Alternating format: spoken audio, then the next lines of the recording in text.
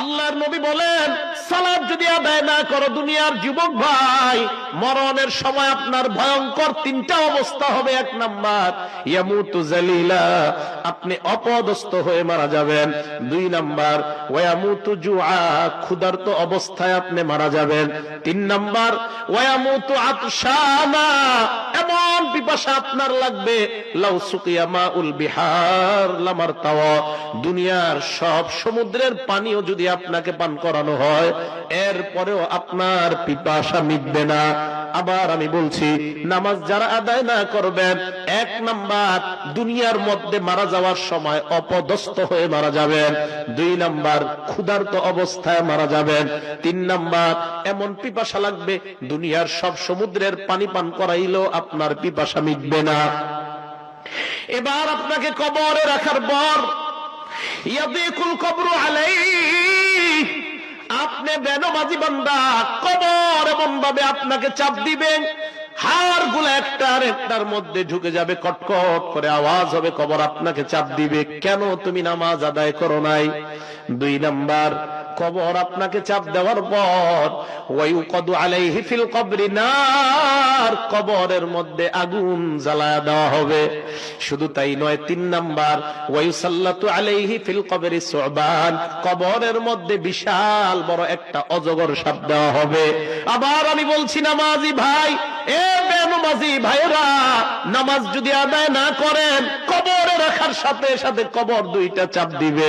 দুই নাম্বার, আপনার কবরে আগুন জ্বালায় দেওয়া হবে।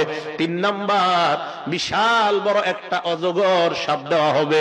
আল্লাহর নবী বলেন, আইনাহু মিনান নার, সাপের চোখ হবে আগুনের চোখ। ওয়া আসফারুহু মিন হাদিদ, সাপের নখ থাকবে, নখগুলো হবে লোহার নখ। কিসের? সাপটা কত বড় হবে? আল্লাহর নবী কয়, এই আঙ্গুলের নখের এক মাথা থেকে আরেক মাথা পর্যন্ত যাইতে একদিন সময় লাগবে। সাপ আপনার সাথে কথা বলবে। হ্যাঁ আমি বলছি, হে বেনামাজি ভাই, আপনাকে সাপ ডাক দিয়ে বলবে, আমারনি রব্বি আন আদরিবাকা আলা তাদঈ সালাতিল ফজরি ইলা যুহরি, তুমি ফজর না পড়ার কারণে আল্লাহ আমারে বলছে তোমারে যোহর পর্যন্ত কামড়ামু, যোহর না পড়ার কারণে আসর, আসর না পড়ার কারণে মাগরিব, মাগরিব না পড়ার কারণে এশা পর্যন্ত, এশা না পড়ার কারণে ফজর পর্যন্ত কামড়াবো। আল্লাহর নবী বলেন, এমন একটা কামড় দিবে, ইয়াগুসু ৭০ জিরাআ, ৭০ গজ মাটির নিচে আপনি চলে যাবেন, আবার উঠানো হবে, আবার কামড় দিবে।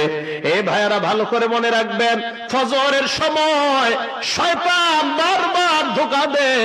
যুবক ভাই, আপনার সামনে পিছনে ডাইনে বামে শয়তান। আল্লাহ কোরআনের মধ্যে বলেন, ইন্নাহু ইয়ারাকুম হুয়া ওয়া কাবিলুহু মিন হাইসু লা তারাউনাহুম, শয়তান তোমাদেরকে এমন জায়গা থেকে দেখতে থাকে যে এই জায়গায় তোমরা কোনো কল্পনাও করতে পারবা না। আপনি ঘুমায় আছেন, ইবলিস আপনার আড়াল দিয়ে আপনাকে এইভাবে দেখতে থাকে।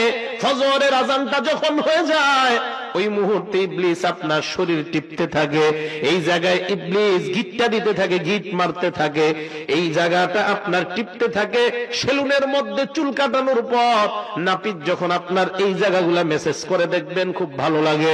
আল্লাহর নবী হাদিসের মধ্যে বলেন, তোমার এই জায়গায় 3টা গিটটা লাগায় শয়তান।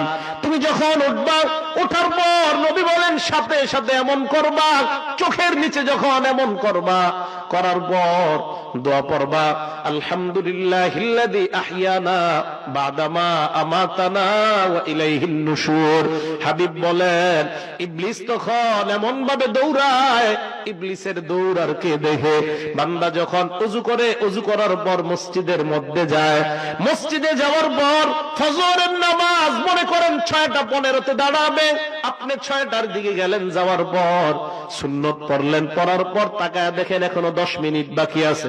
আল্লাহর নবী কয়, ইন্তিজারুস সালাতি সালাত, এই যে 10 মিনিট ইমামের জন্য অপেক্ষা করবা, এই 10 মিনিট তুমি নামাজ পড়লে যে সওয়াব, নামাজের সওয়াব আল্লাহ তোমার আমল নামায় দিয়ে দেয়।